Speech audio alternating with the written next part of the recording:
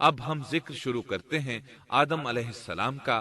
اللہ تعالیٰ فرماتے ہیں وَمَا خَلَقْتُ الْجِنَّ وَالْإِنسَ إِلَّا لِيَعْبُدُونَ، اور میں نے جنوں اور انسانوں کو اپنی عبادت کے لیے پیدا کیا ہے۔ اللہ تعالیٰ نے ہمارے باپ کو کیوں پیدا فرمایا، ہمیں کیوں پیدا فرمایا؟ تاکہ ہم اس کی عبادت کریں، اگرچہ وہ عبادت کا محتاج نہیں، وہ تو بے نیاز ہے، البتہ ہم اس کے محتاج ہیں۔ اس کے اسماء بہترین اور حسین ہیں، وہ عالی شان صفات کا مالک ہے۔ اس نے اپنے ناموں کے آثار ظاہر کرنے کے لیے مخلوق کو پیدا فرمایا، رحمت کے آثار، قدرت کے آثار، جبر اور طاقت کے آثار اور حکمت کے آثار ظاہر کرنے کے لیے مخلوقات کو پیدا فرمایا، ورنہ وہ کسی چیز کا محتاج نہیں۔ آدم علیہ السلام کی تخلیق سے پہلے ہی اس بارے میں اللہ تعالیٰ کا فرشتوں سے مکالمہ ہوا۔ اللہ تعالیٰ نے فرمایا وَإِذْ قَالَ رَبُّكَ لِلْمَلَائِكَةِ إِنِّي جَاعِلٌ فِي الْأَرْضِ خَلِيفَةً، اور جب تیرے رب نے فرشتوں سے کہا میں زمین میں ایک خلیفہ بنانے والا ہوں۔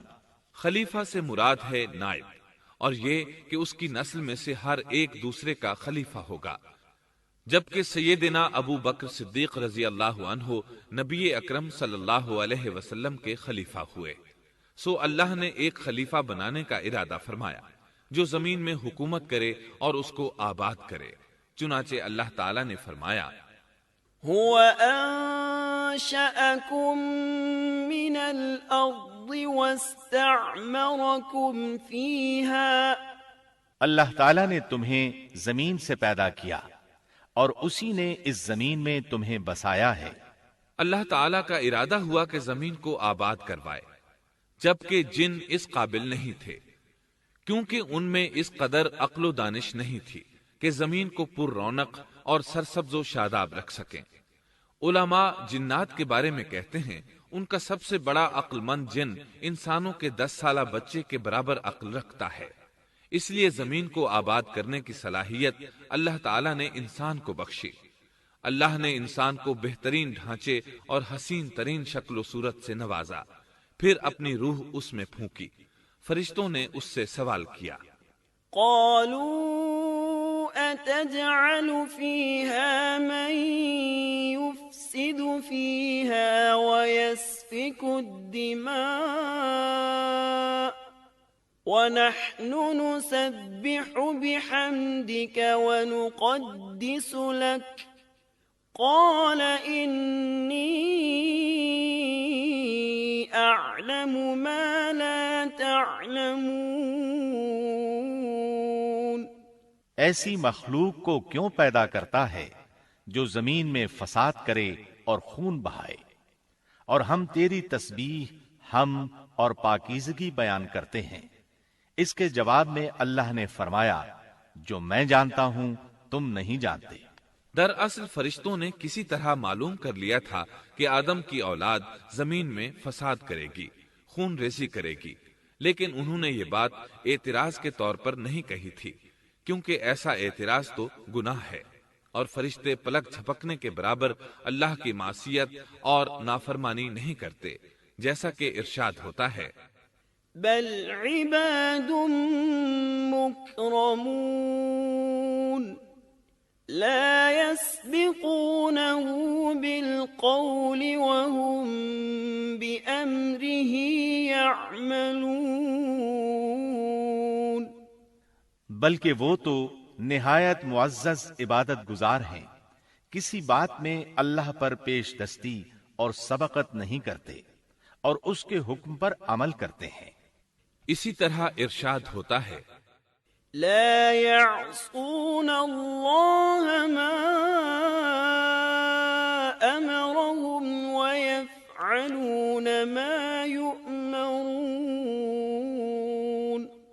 اللہ کے حکم کی نافرمانی نہیں کرتے، بلکہ جو حکم دیا جائے بجا لاتے ہیں۔ اس لیے فرشتوں کا یہ پوچھنا وضاحت طلبی کے لیے تھا۔ وہ تو انسان کے پیدا کرنے کی وجہ پوچھ رہے تھے۔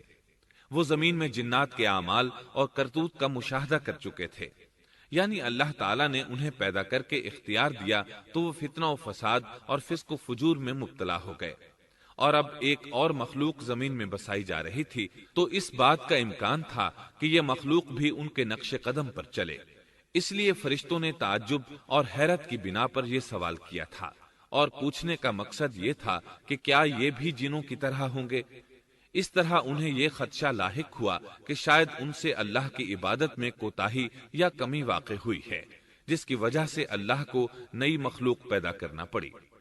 اس لیے ان کی بات میں یہ بھی تھا کہ ہم تیری حمد اور ثنا بیان کرتے ہیں۔ بہرحال ان کے سوال کے دو مقصد تھے۔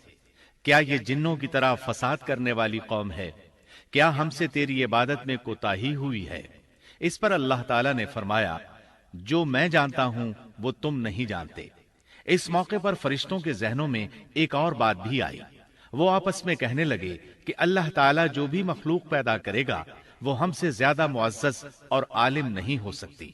یعنی جب فرشتوں نے باقی مخلوقات کا جائزہ لیا، مثلا آسمان، زمین، پہاڑ، جن، چوپایوں وغیرہ کا، تو انہوں نے سوچا یہ ہم سے زیادہ مرتبے والی نہیں ہے، لہذا یہ مخلوق بھی پیدا ہو رہی ہے تو یہ ہم سے زیادہ مرتبہ نہیں رکھتی۔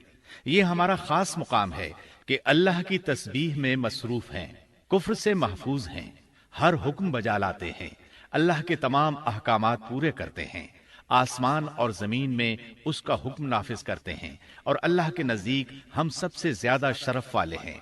لہذا اگر یہ نئی مخلوق انسان بھی پیدا ہو جائے تو کیا ہوا، ہم سے زیادہ معزز اور علم والی تو نہیں ہوگی۔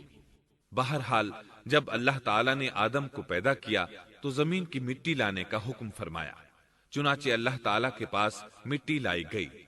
امام ترمذی، ابن حبان اور امام احمد رحمت اللہ علیہم نے ایک حدیث بیان کی ہے جس کے الفاظ کچھ یوں ہیں: إن الله تعالى خلق آدم من قبضة قبضها من جميع الأرض فجاء بنو آدم على قدر الأرض فجاء منهم الأحمر والأبيض والأسود وبين ذلك والسهل والحزن والخبيث والطيب۔ اللہ تعالیٰ نے آدم علیہ السلام کو مٹی کی ایک مٹھی سے پیدا فرمایا۔ اس مٹی کو اللہ تعالیٰ نے پوری زمین سے اٹھوایا تھا۔ یہی وجہ ہے کہ آدم کی اولاد زمین کے لحاظ سے ہی ظہور پذیر ہوئی۔ بعض سرخ رنگ کے ہیں تو بعض سیاہ اور بعض سفید، اور کچھ اس کے درمیان میں ہیں۔ بعض نیک ہیں، بعض خبیث، اور کچھ پاکیزہ قسم کے ہیں۔ انسان کی تخلیق مٹی سے شروع ہوئی، اس مٹی کو پانی سے تر کیا گیا تو یہ تین بن گئی۔ اسی وجہ سے قرآن مجید کی بعض آیات میں تراب کا لفظ آیا ہے۔ تراب خشک مٹی کو کہتے ہیں، اور بعض آیات میں تین کا لفظ آیا ہے۔ تین تر اور بھیگی مٹی کو کہتے ہیں۔ اللہ تعالیٰ فرماتے ہیں خلقہ من تراب، یعنی آدم کو تراب سے پیدا کیا گیا۔ مٹی کی عام حالت کو تراب کہتے ہیں، اور فرمایا إذ قال ربك للملائكة إني خالق بشرا من طين۔ جب آپ کے رب نے فرشتوں سے کہا کہ میں مٹی سے بشر کو پیدا کرنے والا ہوں۔ جب اس مٹی کو پانی سے زیادہ بھگویا گیا تو وہ لیسدار ہونا شروع ہو گئی، اسی لیے اللہ تعالیٰ نے فرمایا إِنَّا خَلَقْنَاهُم مِّن طِينٍ لَازِبٍ۔ ہم نے انسان کو لیسدار اور چپکنے والی مٹی سے پیدا کیا۔ پھر اللہ تعالیٰ نے اپنے مبارک ہاتھوں سے انسان کا ڈھانچہ تیار کیا۔ اللہ نے فرمایا خَلَقْتُ بِيَدَيَّ، میں نے اپنے دونوں ہاتھوں سے پیدا کیا۔ اللہ تعالیٰ نے انسان کی خلقت فرشتوں کے سپرد نہ کی، بلکہ بذات خود اسے تخلیق کے مراحل سے گزارا اور اپنے ہاتھوں سے اس کی تصویر کشی کی۔ اللہ نے انسان کو پہلے ایک مورتی کی صورت میں ڈھالا، اس کے بعد ایک مقررہ مدت تک چھوڑے رکھا، یہاں تک کہ گیلی مٹی خشک ہو گئی اور اس کا رنگ سیاہ ہو گیا، بدبو آنے لگی، پھر وہ کھنکھناتی مٹی میں بدل گئی اور آخرکار آگ پر پکی ہوئی مٹی یعنی فخار ٹھیکری کی صورت اختیار کر گئی، جس سے مٹکے وغیرہ تیار کیے جاتے ہیں۔ سیاہ مٹی کو ہما ان کہتے ہیں اور بدبودار کو مسنون کہتے ہیں، اور کھنکھنا کر بولنے والی مٹی کو سلسال کہتے ہیں، اور ٹھیکری کی طرح کی مٹی کو الفخار کہتے ہیں۔ مختلف آیات میں یہ الفاظ وارد ہوئے ہیں۔ وَلَقَدْ خَلَقْنَاكُمْ ثُمَّ صَوَّرْنَاكُمْ ہم نے تمہیں پیدا کیا اور پھر ہم ہی نے تمہاری صورت بنائی۔ اور فرمایا وَلَقَدْ خَلَقْنَا الْإِنسَانَ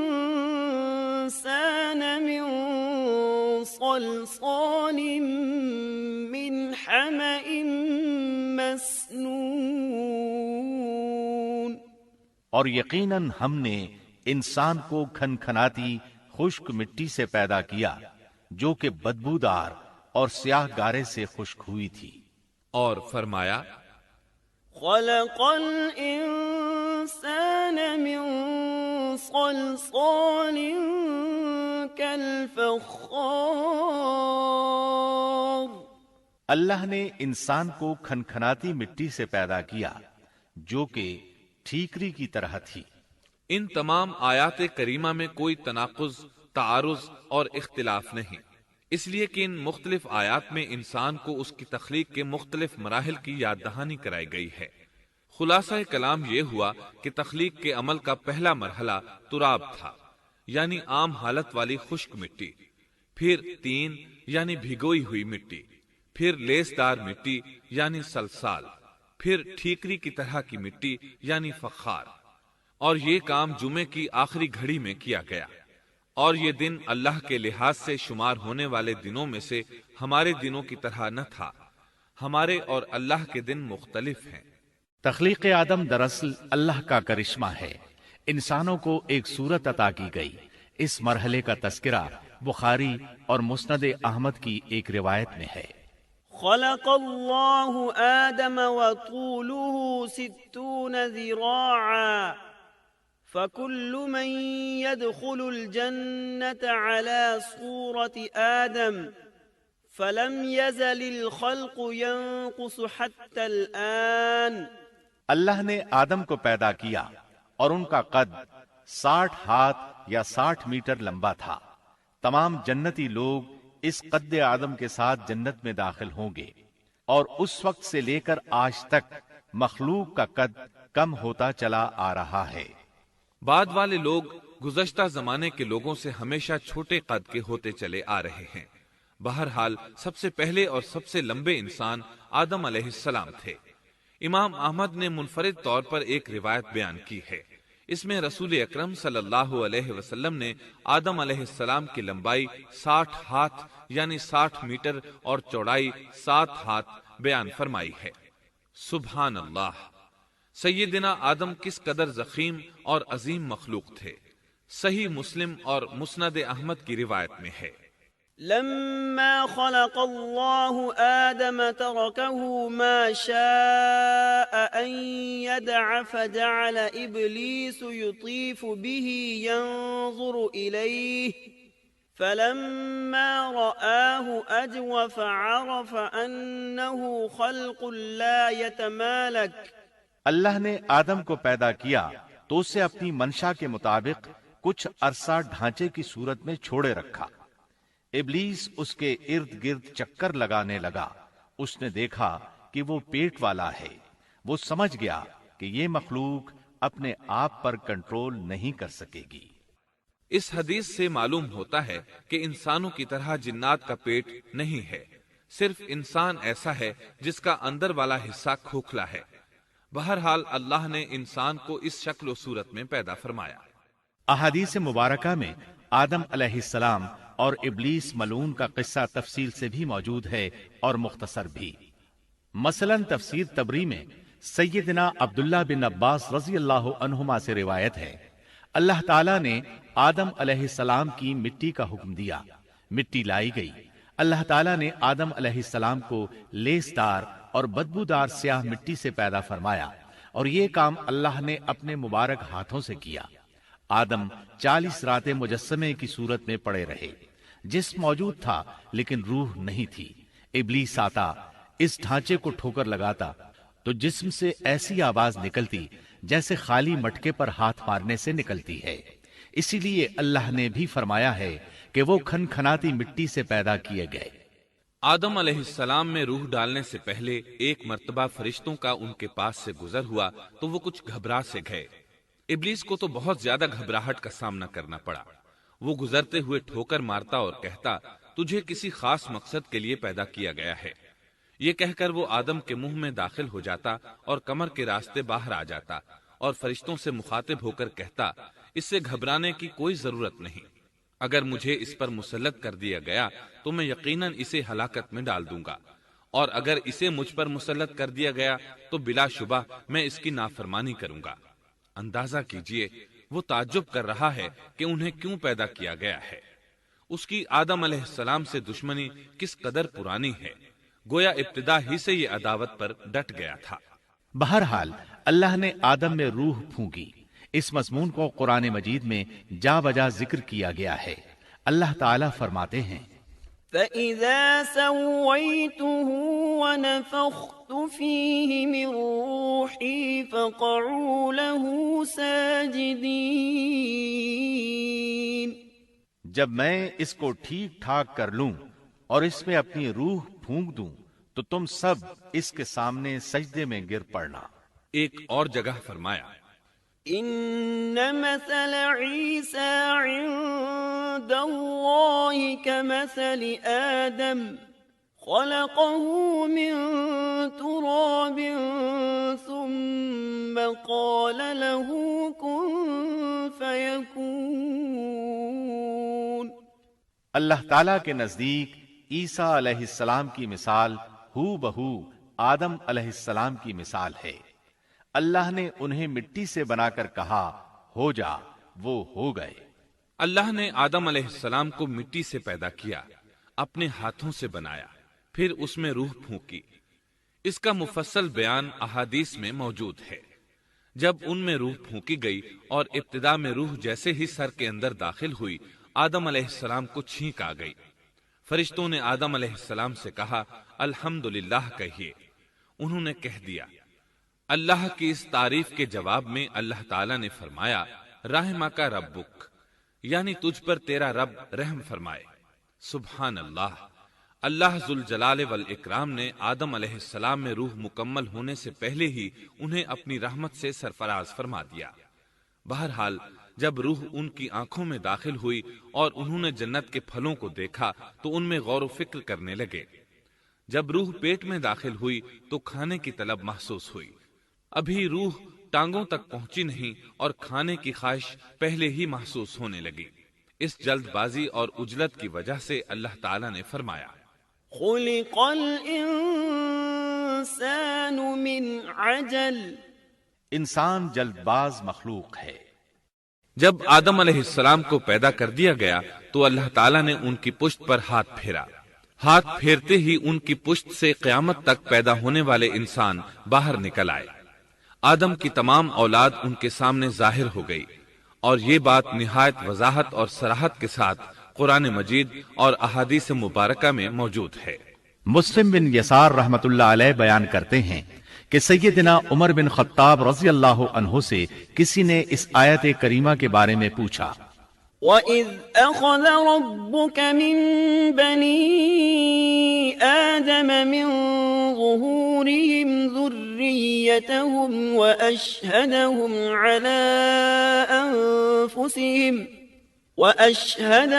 عَلَىٰ أَنفُسِهِمْ أَلَسْتُ بِرَبِّكُمْ قَالُوا بَلَىٰ شَهِدْنَا أَن تَقُولُوا يَوْمَ الْقِيَامَةِ إِنَّا كُنَّا عَنْ هَٰذَا غَافِلِينَ۔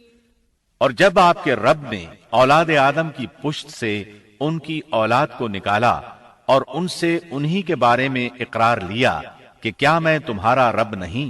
سب نے جواب دیا ہاں کیوں نہیں، ہم سب گواہ بنتے ہیں، تاکہ تم لوگ قیامت کے روز یوں نہ کہو ہم تو اس سے محض بے خبر تھے۔ أو تقولوا إنما أشرك آباؤنا من قبل وكنا ذرية من بعدهم أفتهلكنا بما فعل المبطلون۔ یا یوں کہو کہ پہلے پہلے شرک تو ہمارے بڑوں نے کیا اور ہم ان کے بعد ان کی نسل میں ہوئے، لہذا کیا تو ان غلط راہ والوں کے فعل پر ہمیں ہلاکت میں ڈالے گا؟ سیدنا عمر رضی اللہ عنہ نے اس شخص کے سوال کے جواب میں فرمایا، میں نے سنا ہے کہ رسول اللہ صلی اللہ علیہ وسلم فرما رہے تھے، إن الله خلق آدم ثم مسح ظهره بيمينه فاستخرج منه ذرية فقال خلقت هؤلاء للجنة وبعمل أهل الجنة يعملون ثم مسح ظهره فاستخرج منه ذرية فقال خلقت هؤلاء للنار وبعمل أهل النار يعملون فقال الرجل ففيما العمل يا رسول الله؟ فقال رسول الله صلى الله عليه وسلم إن الله إذا خلق العبد للجنة استعمله بعمل أهل الجنة حتى يموت على عمل من أعمال أهل الجنة فيدخله الله الجنة وإذا خلق العبد للنار استعمله بعمل أهل النار حتى يموت على عمل من أعمال أهل النار فيدخله الله النار۔ اللہ نے آدم علیہ السلام کو پیدا کیا، پھر اپنے دائیں ہاتھ کو اس کی پشت پر پھیرا اور اس سے نسل انسانی کو باہر نکالا اور ان کی طرف اشارہ کر کے فرمایا میں نے انہیں جنت کے لیے پیدا کیا ہے اور یہ جنت والوں کے اعمال کریں گے۔ پھر اپنے ہاتھ کو دوبارہ آدم علیہ السلام کی پشت پر پھیرا اور اس سے نسل انسانی کو باہر نکالا اور ان کی طرف اشارہ کر کے فرمایا میں نے انہیں آگ کے لیے پیدا کیا ہے اور یہ آگ والوں کے اعمال کریں گے۔ اس پر ایک شخص نے نبی اکرم صلی اللہ علیہ وسلم سے سوال کیا، اے اللہ کے رسول صلی اللہ علیہ وسلم، تو پھر ہمارے اعمال کس حساب میں شمار ہوں گے؟ آپ نے جواب میں فرمایا، اللہ تعالیٰ جب کسی بندے کو جنت کے لیے پیدا کرتا ہے تو اس سے جنت والوں کے کام کرواتا ہے، حتیٰ کہ جنت والے اعمال میں سے ہی کسی عمل پر اس کا موت سے سامنا ہوتا ہے، اس وجہ سے اللہ اسے جنت میں داخل کرتا ہے، اور جب اللہ کسی بندے کو آگ کے لیے پیدا کرتا ہے تو اسے آگ والے اعمال پر لگا دیتا ہے، یہاں تک کہ وہ آگ والے اعمال میں سے کسی عمل پر مرتا ہے، اس کی وجہ سے اللہ اسے آگ میں داخل کر دیتا ہے۔ ہر شخص کے لیے اس کام میں آسانی پیدا کر دی جاتی ہے جس کے لیے وہ پیدا کیا گیا ہے۔ لیکن یہ بات ذہن میں ہر وقت موجود رہنی چاہیے کہ اللہ نے انسان کو اختیار دے رکھا ہے کہ وہ اپنی عقل اور فکر کی روشنی میں اللہ کے احکامات پر عمل پیرا ہو کر خود کو جنتی بنا لے یا عقل کا درست استعمال نہ کرتے ہوئے شیطان کا پٹا گلے میں ڈال لے اور جہنم میں جگہ بنا لے۔ یہ تو اللہ نے انسان کو اختیار دے رکھا ہے، اس کی مرضی کہ جنت والے اعمال کرے یا جہنم والے۔ ہر انسان میں دونوں طرف جانے کی طاقت اور صلاحیت موجود ہے۔ اللہ نے انسان کو مجبور نہیں بنایا، البتہ ہر انسان کو جو بھی رویہ اختیار کرنا تھا اللہ کو اس کا علم تھا، اور اس کا علم برحق ہے، قطعی ہے، اس میں کوئی غلطی نہیں ہو سکتی، اس لیے اس نے اپنے علم کے مطابق تقدیر لکھ دی۔ اب ہم جو کچھ کرتے ہیں تقدیر سے مجبور ہو کر نہیں کرتے، بلکہ اپنے اختیار سے کرتے ہیں، اور چونکہ تقدیر بھی اللہ کے حکم سے لکھی گئی اس لیے اس میں بھی کوئی خطا واقع نہیں ہوتی، لہذا تقدیر کا یہ مطلب نہیں کہ انسان تقدیر کی بنا پر ہدایت ماننے یا نہ ماننے پر مجبور ہے، ایسی بات قطعاً نہیں۔ اور درست بات یہ ہے کہ تقدیر کا مسئلہ بہت زیادہ پیچیدہ ہے اور مشکل ترین مسائل میں سے ہے، یہاں اس کی تفصیل کا موقع نہیں۔ جب اللہ نے آدم علیہ السلام کو پیدا کر لیا اور اس میں اپنی روح پھونک دی تو فرشتوں کو حکم دیا کہ آدم کو سجدہ کریں۔ ابلیس ایک بہت نیک اور بزرگ جن تھا، اس نے کبھی اللہ کی نافرمانی نہیں کی تھی، اسی بنا پر وہ بلند مرتبہ پا کر فرشتوں میں شامل ہو چکا تھا، لیکن فرشتوں کی جنس سے قطعاً نہیں تھا۔ اللہ نے اسے اطاعت اور فرمان برداری کا صلہ دیا تھا، اس کی عزت اور اکرام کرتے ہوئے آسمان میں بسایا تھا۔ لمحہ بھر کے لیے بھی اس نے اللہ کی نافرمانی نہیں کی تھی، اور پھر اللہ نے آدم کو سجدہ کرنے کا حکم دیا، اور اس حکم کے مخاطب فرشتے اور ابلیس تھے۔ صرف فرشتوں کے لیے یہ حکم نہیں تھا بلکہ ابلیس بھی اس حکم میں شامل تھا، کیونکہ اللہ تعالیٰ فرماتے ہیں وَلَقَدْ خَلَقْنَاكُمْ ثُمَّ صَوَّرْنَاكُمْ ثُمَّ قُلْنَا لِلْمَلَائِكَةِ اسْجُدُوا لِآدَمَ فَسَجَدُوا إِلَّا إِبْلِيسَ لَمْ يَكُنْ مِنَ السَّاجِدِينَ قَالَ مَا مَنَعَكَ أَلَّا تَسْجُدَ إِذْ أَمَرْتُكَ اور یقیناً ہم نے تمہیں پیدا کیا، پھر ہم ہی نے تمہاری صورت بنائی، پھر ہم نے فرشتوں سے کہا کہ آدم کو سجدہ کرو، تو سوائے ابلیس کے سبھی نے سجدہ کیا، وہ سجدہ کرنے والوں میں شامل نہ ہوا۔ اللہ تعالیٰ نے فرمایا، تجھے کس چیز نے سجدے سے روک دیا جبکہ میرا حکم تیرے لیے بھی تھا؟ تو اس سے ثابت ہوا اس حکم میں فرشتوں کے ساتھ ابلیس بھی شامل تھا، کیونکہ قرآن میں اذ امرتک کے الفاظ ہیں۔ اس کا مطلب ہے کہ میں نے تجھے حکم دیا تھا، اور پھر ابلیس نے جواب میں یہ نہیں کہا کہ تو نے تو مجھے حکم ہی نہیں دیا تھا، بلکہ اس نے سجدہ نہ کرنے کی وجہ یہ بتائی۔ قال أنا خير منه خلقتني من نار وخلقته من طين۔ اس نے کہا، میں سجدہ کیوں کروں، میں اس سے بہتر ہوں، اس لیے کہ تو نے مجھے آگ سے پیدا کیا اور اسے مٹی سے۔ تو پھر کہا، قال فاهبط منها، اللہ نے حکم دیا تو اس سے نیچے اتر جا۔ غرض جب ابلیس نے نافرمانی کی، سرکشی اور تکبر کا مظاہرہ کیا تو اس وقت اللہ تعالیٰ اور اس کے درمیان مکالمہ ہوا۔